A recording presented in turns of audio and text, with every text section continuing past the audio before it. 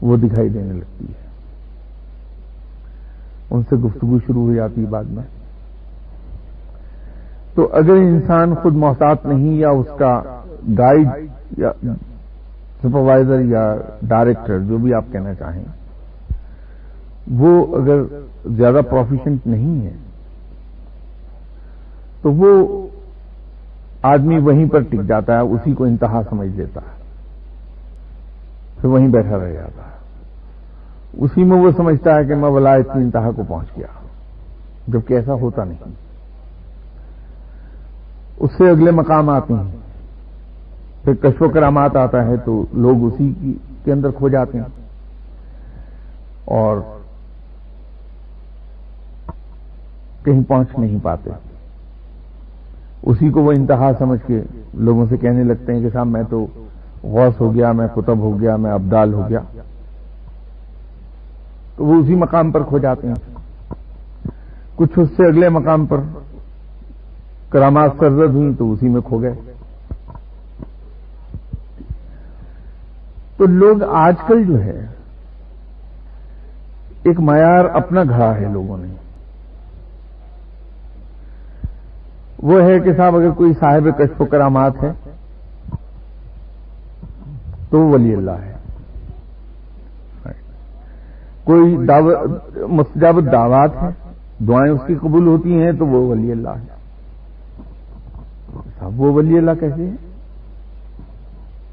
یہ تو کتے اور بلیوں کو بھی کشف ہوتا ہے، وہ آپ کو آنے والی جو مصیبتیں ہیں اپنے حرکات سے، اپنے رد عمل سے آپ کو ظاہر کر دیتے ہیں، پرندوں کو ہوتا ہے۔ وہ جو قصہ میں نے ایک سنایا تھا اس کا مزار کا، وہ آپ مندر میں کھڑی ہو کے رب سے دعا مانگ لیجئے، رب سن لیتا ہے، گرجے میں کھڑی ہو کے دعا مانگی، گرجے میں سن لے گا رب۔ تو یہ کون سی بڑی بات ہے؟ یہ کیا پنڈت کی نہیں دعا سنتا اللہ؟ کسی سادھو کی نہیں سنتا، پادریوں کی نہیں سنتا، سب کی سن رہا ہے وہ۔ تو پھر اس حساب سے تو یہ سبھی ولی اللہ ہونے چاہیے۔ تو وہ ہم نے اپنا ایک معیار گھڑ دیا، اسی لیے لگتا ہے کہ فوراً بندہ ولایت کے مقام پہ پہنچ گیا۔ یہ میں نے جو ابھی 2-2.5 سال کہا تو میں نے بھی کشف و کرامات ہی کا نام لیا تھا، اور یہاں خود 2-3 آدمی موجود ہیں اس وقت جو واقعتاً 2.5 سال میں کشف و کرامات کے مقام پر پہنچے۔ وہ اور بات ہے کہ وہ اسے سنبھال نہیں پائے، ضائع کر دیا انہوں نے، لیکن پہنچ گئے وہاں تک۔ تو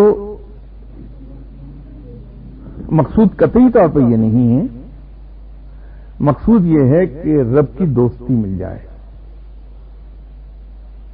وہ آپ کو اپنے مقربین میں شامل کر لے، یہ مقصود ہے۔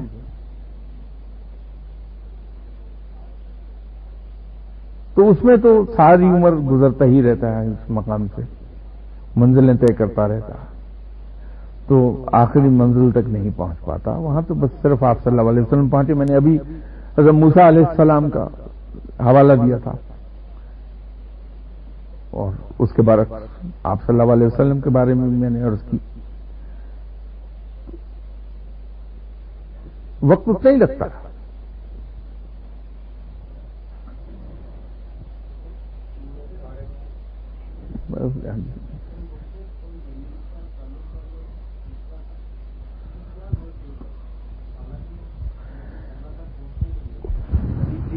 صلی اللہ علیہ وسلم سے بڑھ کر کوئی ذات نہیں ہے۔ Sir I am agree with this کہ کیونکہ مرشد ہونا چاہیے، کیونکہ اولیاء اللہ نے اسے ایکسپٹ کیا۔ سر اس کے متعلق تھوڑا ایکسپلین کریں۔ دیکھیے، یہ دلیل کوئی دلیل نہیں کہ اولیاء کرام نے کیا اس لیے ہونا چاہیے۔ ولی اللہ بھی تو انسان ہے، اس سے بھی تو کوتاہی اور غلطی ہو سکتی ہے۔ صرف انبیاء ایسے ہیں اور یا فرشتے ہیں، انسانوں میں انبیاء جن سے غلطی کبھی نہیں ہو سکتی، اور انسانوں کے علاوہ فرشتے ہیں جن سے غلطی نہیں ہوتی، باقی سب غلطی کرتے ہیں۔ اس لیے یہ کہنا کہ چونکہ ایک ولی اللہ نے کیا ہے اس لیے وہ دلیل ہے اس بات کی کہ وہ درست ہے، ایسا نہیں ولی اللہ سے بھی غلطی ہوگی، وہ بھی انسان ہے. لیکن اس کی دوسری دلیل یہ ہے کہ جس طرح سے ایک بچے کے لیے ممکن ہے کہ وہ میٹرک کا امتحان دے دے، بازار سے کتابیں خرید لائے، پڑھے، ایگزام دے دے، اس کو میٹرک کی سند مل جائے گی، پاس ہو جائے گا. اس کے ساتھ ساتھ یہ ہے کہ ایک اور کوئی بچہ گھر پر ٹیوٹر، بہترین ٹیوٹر رکھ کے اس سے پڑھ لے اور پڑھ کے ایگزام دے دے، وہ میٹرک کر لے گا، سند اس کو بھی وہی ملے گی. پھر ایک اسٹوڈنٹ جو ہے وہ پورے 10 سال اسکول جاتا رہے اور اس کے بعد وہ میٹرک کا ایگزام دے، پاس ہو جائے گا، اس کو بھی سند وہی ملے گی. لیکن اگر آپ تینوں آدمیوں کی پرسنالٹیز کو دیکھیں گے، تینوں بچوں کی، تو اس میں زمین آسمان کا فرق نظر آئے گا آپ کو. کیونکہ جو اسکول جانے والا بچہ ہے وہ ڈسپلن بھی ہوگا، اس کے اندر ٹیم اسپرٹ بھی ہوگی،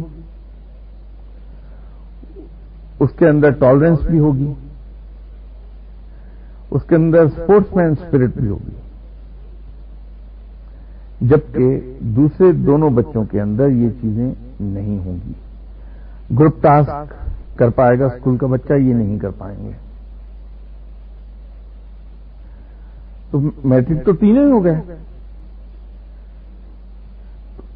یہی رول جو اسکول کسی بچے کی زندگی میں پلے کرتا ہے، یہی رول مرشد یا سپروائزر یا ڈائریکٹر یا گائیڈ، جو بھی آپ کہنا چاہیں، وہ رول ادا کرتا ہے کہ انسان کو ڈسپلن کرتا ہے، اس کو ادب آداب سکھاتا ہے، اس کو پروٹوکول سکھاتا ہے، ان تمام چیزوں سے وہ واقف کر دیتا ہے، جو کہ بغیر استاد کے، بغیر مرشد کے سیکھنے والا شخص کبھی نہیں سیکھ پائے گا.